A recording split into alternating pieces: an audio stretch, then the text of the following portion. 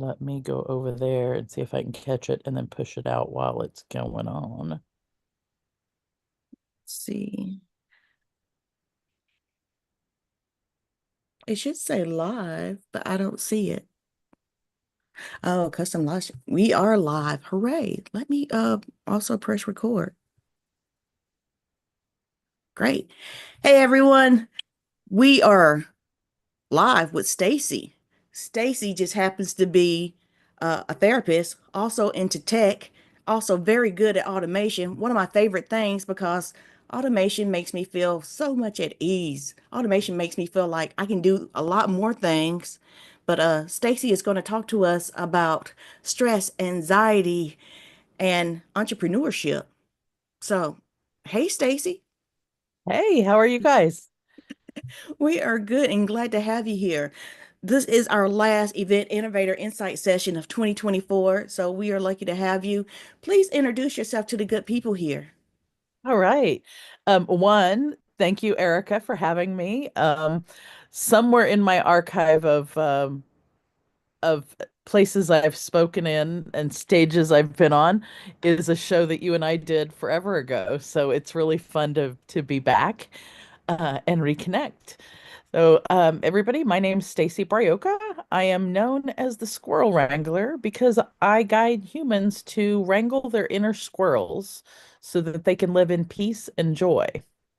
And by inner squirrels, it could be your technology challenges, it could be your technology anxiety, it could be your anxiety over even over something like a broken fingernail, because one trauma, that could be a trauma as much as, big traumas.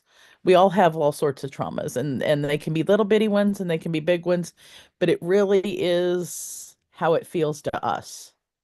So, you know, I help people with whatever squirrels they need wrangling, whether it's a feeling and anxiety or dealing with technology, um, or dealing with a memory and your unconscious mind.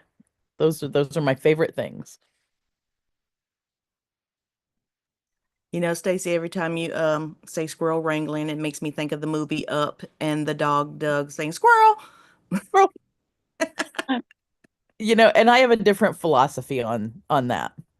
A lot of people say when you have squirrels like that that you should just get rid of them. And I totally disagree. My theory is you need to take this by, and that's why it's Wrangler, not like squirrel eliminator. I'm the Wrangler because you want to take the squirrels, and whether it's a distraction or whether it's something challenging or whether it's something that just makes you mad, you want to take those and you want to wrangle them and put them in their little cages because you don't want to just get rid of them because the squirrels hold things like our creativity and our planning and our fun, our fun loving personal personality things. So you don't want to get rid of them. You just want to cage them and put them in their little, you want to make comfy little cages for them. Put them in their comfy little cages until you need them so that you can take them out and play with them during times where you need creativity or you need to work on storing your nuts for the future or you need to just be playful and have a good time. Nice. I've never thought of it like that. I always thought of squirrels as somebody who plants more oak trees for me. But yeah. And they do, Uh, what would we do if they didn't plant those, you know? In IRL, if the squirrels didn't plant the trees like that, what would we do? We wouldn't have, I think it's that synergistic between nature and us.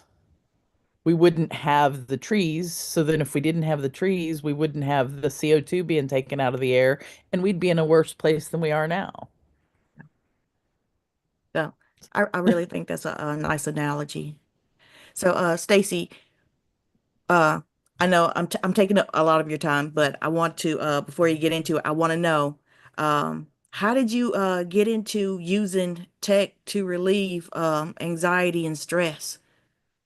So it kind of happened in several different things came together. And so number one, I've used technology since the late 70s, early 80s. I should have had my prop with me. I have a half-size model of a Commodore 64 computer. So that was my first computer. And I was in like fourth or fifth grade or so. Um, And so all of you who say, "Oh, I'm over 50 and I don't know how to use a computer. I can't use computers."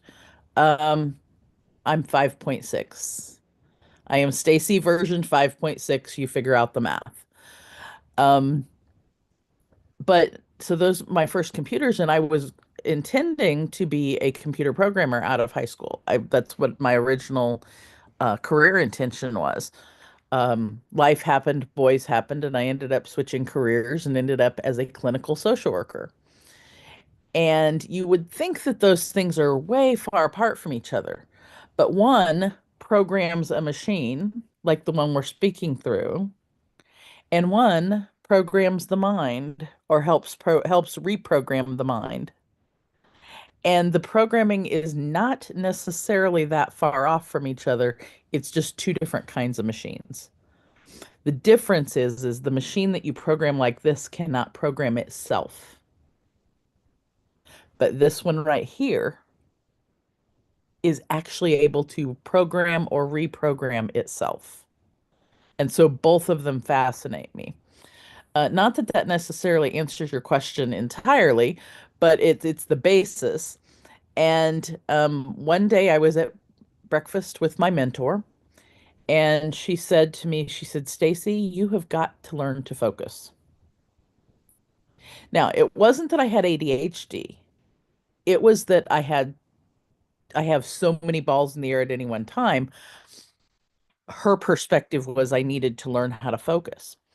Well, she also was a person who did not open her mouth and say things unless she really had thought about them first. She was very particular. And so I knew I needed to listen anytime she said something. So her telling me that led me down the path of looking for every single kind of productivity hack in the world that I could use. Being the tech girl, I knew that if I could hack the tech or hack my habits such that I could get more done by using technology, I would be able to focus better into projects. And so I actually can get more done now than I even did then. Um, Many of us people who work 9 to 5s will sit at a desk from 9 to 5 during the day and get about 2 hours of work done of whatever it is, the work it is they're supposed to do for a variety of reasons. It's not all their individual issue. It also has to do with the way the 9 to 5 life is structured and the way corporations are structured. And I could go into that for ages. But to me, that was hell because I'm somebody who needs to be constantly doing.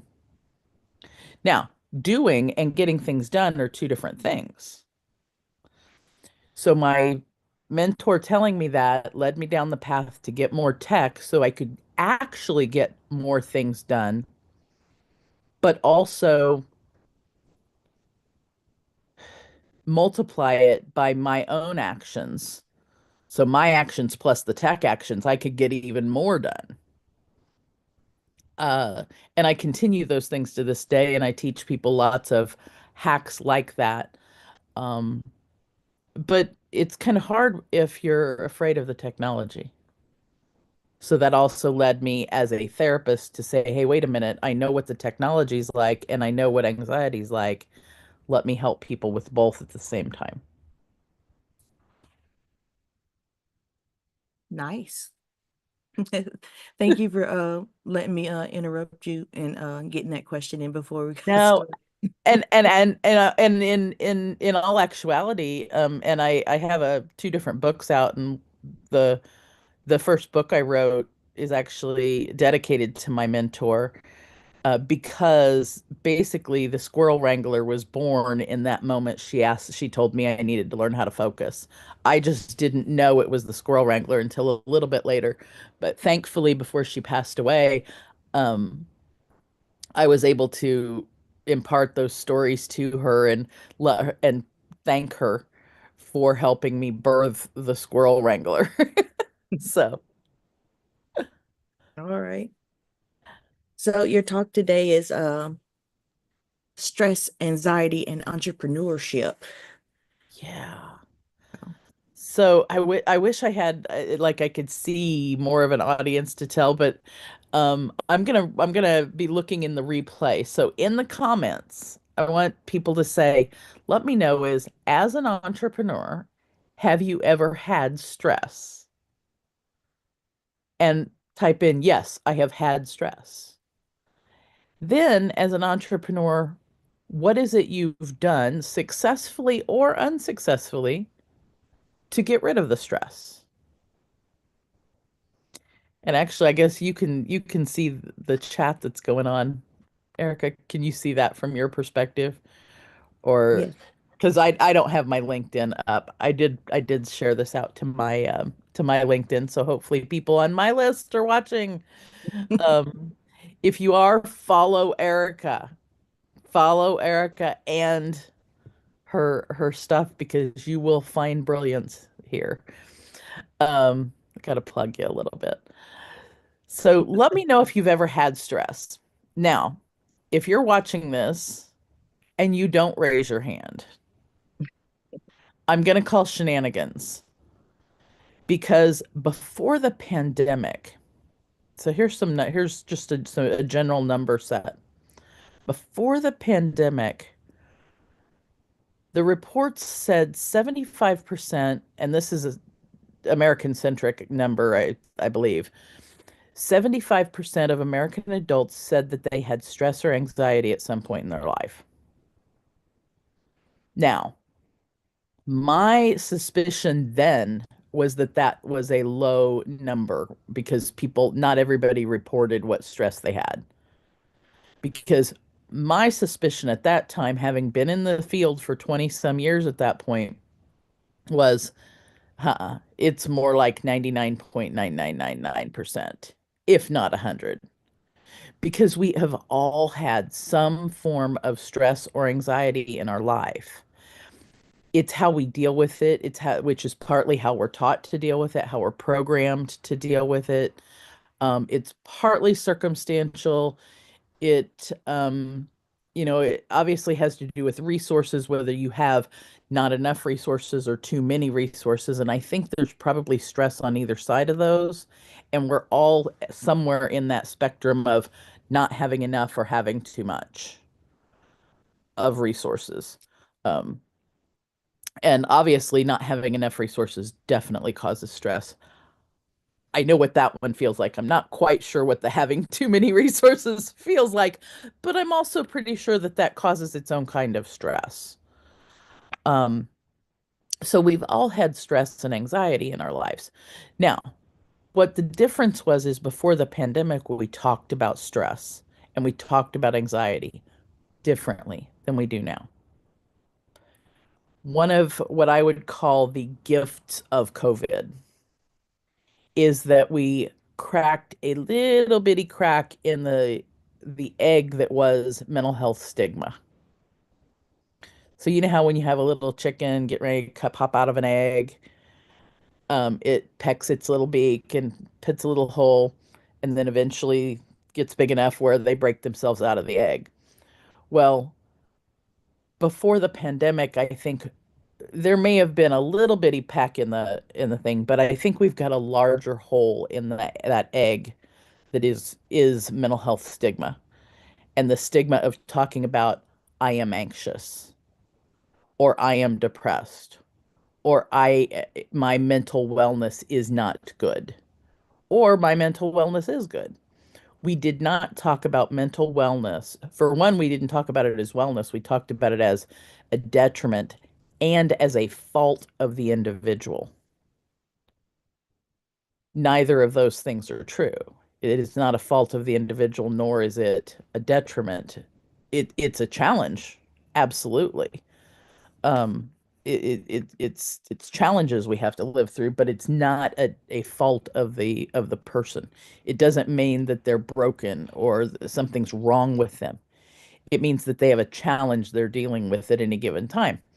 And it also generally is um, part chemical imbalance, part programming, part society, and it impacts our spirituality. Um, and by spirituality, I mean, I describe that as that which sustains you. So it impacts how hope or hopeless we feel in life because spirituality is on a continuum of being hopeful to hopeless, and having levels of anxiety or stress changes where we're at in that spectrum at any given time. So we all have anxiety. As entrepreneurs, we get a special flavor of anxiety because we've chosen to be our own boss, which people who've never been entrepreneurs think, oh, that means you get to take all the time off you want, and you can sit at home and eat bonbons and watch cartoons or play video games all day or this or that, and you can do whatever you want when you want. Well, if you're listening to me and you're an entrepreneur, you know that's not the right story. Now, does it mean that we can schedule our own life? Yes. Does it mean we make the rules? Yes. But what it also means and is challenging is, I say, what's the greatest part of being your own boss is being your own boss. What's the worst part about being your own boss is being your own boss.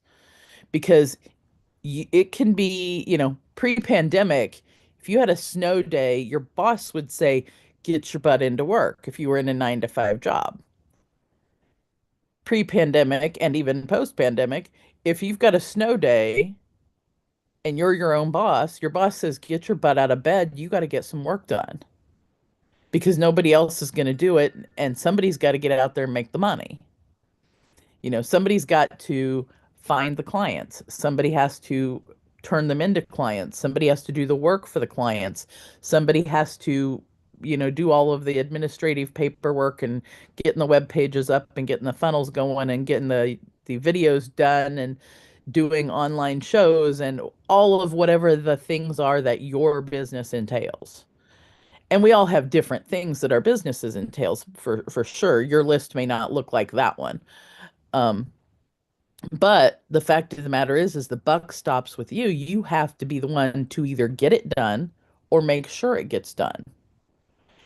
And that's a different kind of stressor than somebody who's in a 9 to 5.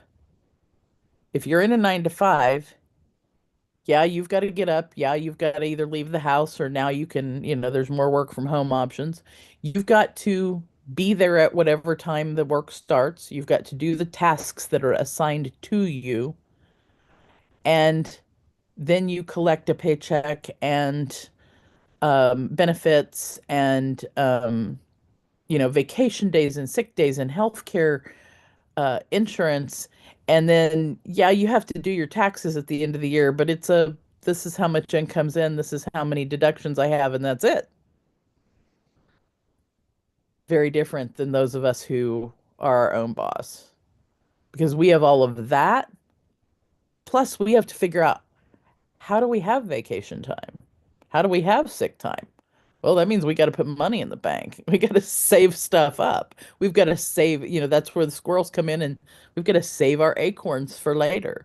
We've got to make sure we've got all of everything, all the accounting done so that we can, so everything's stored and organized so we can do the taxes at the end of the year that entail way more than just this is how much income and this is how much deductions. So we have a different kind of stress. No matter which kind of stress you have got to take care of yourself. Self-care is not just a manicure or pedicure, although I do love getting my nails done and making sure those look good because I see them. And to me, that's like my visual of I am taking care of myself.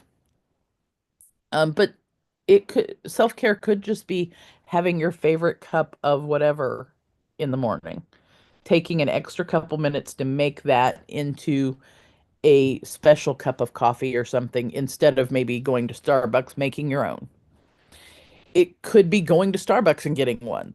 Self-care is lots of different things. Some involve money, some don't. It could be taking 5 minutes to do a meditation. Um, there's it really, really is, you know, if you've been on an airplane and they say put your mask on first, that is the essence and the underlying purpose, one underlying purpose of self-care. If you do not take care of yourself, you might as well not be in business for yourself because you're not going to be able to take care of client one, let alone client 100 or 1000. You're not, at some point in the future, you are not going to be able to do it. You have to have your oxygen mask on first, and you have to make sure you are taking extra good care of yourself. Now, I have a self-care planner that I also am we're gonna give you a, QR code to get because I want to give you guys a planner that goes through. There are a couple of videos attached to it. It's gonna walk you through what I call the self-care cadence and self-care menus and planning on how to plan your self-care. Because yours may not be getting your nails done. It may not be, um, mine is definitely not shopping. There's also some fine rules about self-care. If you are taking the dog for a walk because the dog needs to pee, that's not self-care. That's taking the dog for a walk because the dog's got to pee. If you are taking the dog for a walk because you need to get out in nature and the dog happens to go with you, if he does happen to go pee while you're out there, okay. But if the only time you do it is you're taking the dog out because they have to do their thing, that's not self-care. So you've really got to look at your behaviors and your choices and the things that you do and put it up against, you know, self-examine yourself, put it up against some rules. Because if you're going shopping with your sister because your sister loves shopping and you hate it, that is not self-care for you. That's doing something for your sister because you love them or because they coerced you, whatever the case may be.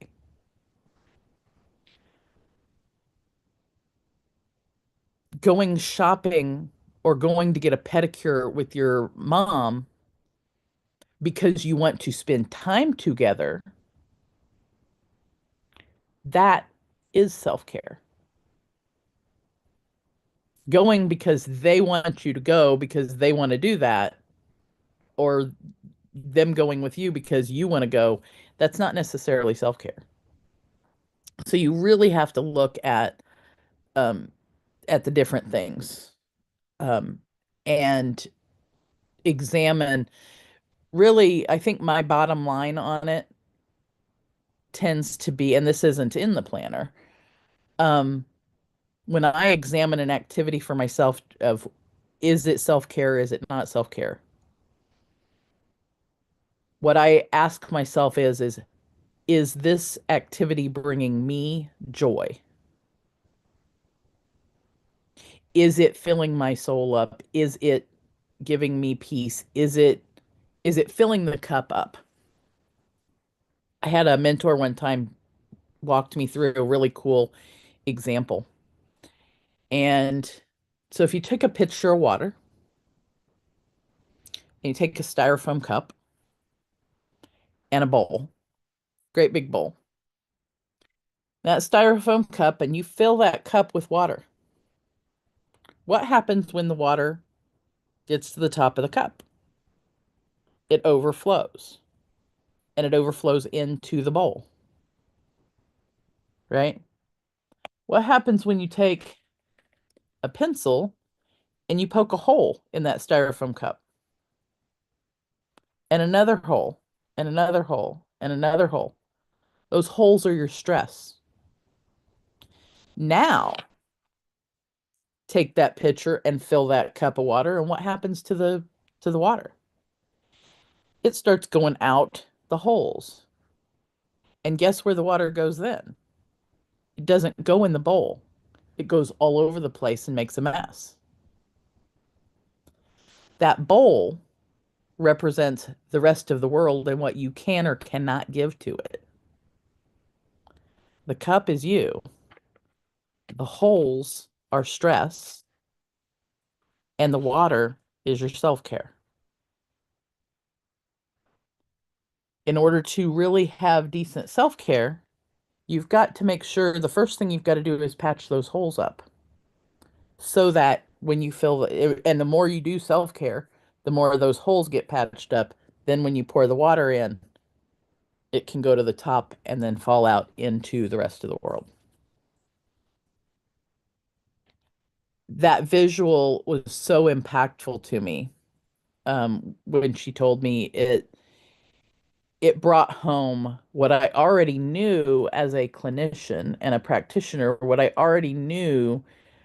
Um, but even though I knew it as a therapist, guess who wasn't doing her own self-care the same way, right? So you can have all the knowledge in the world, but still not put the thing in place, even if you know the ramifications. So I may be sitting here telling you guys about this, but at the same time, I have to make sure every day that I'm putting these things in place myself. So that's part of why I created the planner was as I started putting things in place myself. And some of them, Erica, you're going to be so surprised. Some of them are automated. Because you can automate reminding yourself about if anybody has a watch, a smartwatch, you can remind yourself to stand up once an hour. Well, when that stand up once an hour comes up, you can also have, have the reminder say it's time for your 5 minutes of self-care every hour. As that's kind of giving you just a hint of what the self-care cadence is.